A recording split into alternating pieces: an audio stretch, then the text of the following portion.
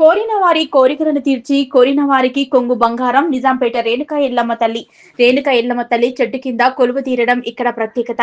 ఈ ఎల్లమ్మ తల్లిని దర్శించుకోవడానికి తెలంగాణ ప్రజలే కాకుండా కర్ణాటక, మహారాష్ట్ర నుంచి భక్తులు పెద్ద సంఖ్యలో వచ్చి అమ్మవారికి మొక్కులు చెల్లించుకుంటారు.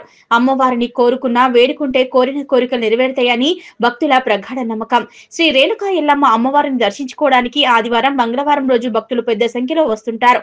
పట్నాలు వేసి వెడిబియ్యం పోసి బోనాలు సమర్పించి మొక్కులు చెల్లించుకుంటారు. చుట్టుపక్కల గ్రామాల ప్రజలు అమ్మవారిని దర్శించుకుని ఆనవతయ వస్తోంది. ప్రతి ఉగాది, నూతన సంవత్సరం సందర్భంగా అమ్మవారికి గౌడ సంఘం సహకారంతో రథోత్సవం, బండ్ల ఊరేగింపు కార్యక్రమం చేపడతారు. అమ్మవారిని నమ్ముకున్న వారికి కొంగు బంగారంలా కొలుస్తారు. ఈ ప్రాంతం నుంచి ఇతర గ్రామాలకు వెళ్లేవారు అమ్మవారిని ప్రత్యేకంగా దర్శించుకుని వెళ్తారు. అమ్మవారిని మొక్కి వెళ్తే ఏ పనైనా నెరవేరుతుందని ప్రజల అపార నమ్మకం.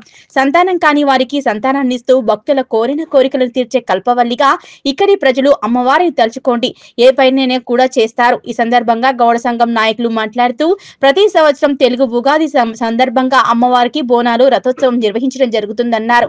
ఈ కార్యక్రమంలో గౌడ సంఘం సభ్యులు వెల్దుర్తి శ్రీకాంత్ గౌడ్, బజార్ రంజిత్ గౌడ్, వెల్దుర్తి శ్రీకాంత్ గౌడ్, వినయ్ గౌడ్, గోపి గౌడ్, జీడి చంద్రకాంత్ గౌడ్, వినయ్ తదితరులు పాల్గొన్నారు.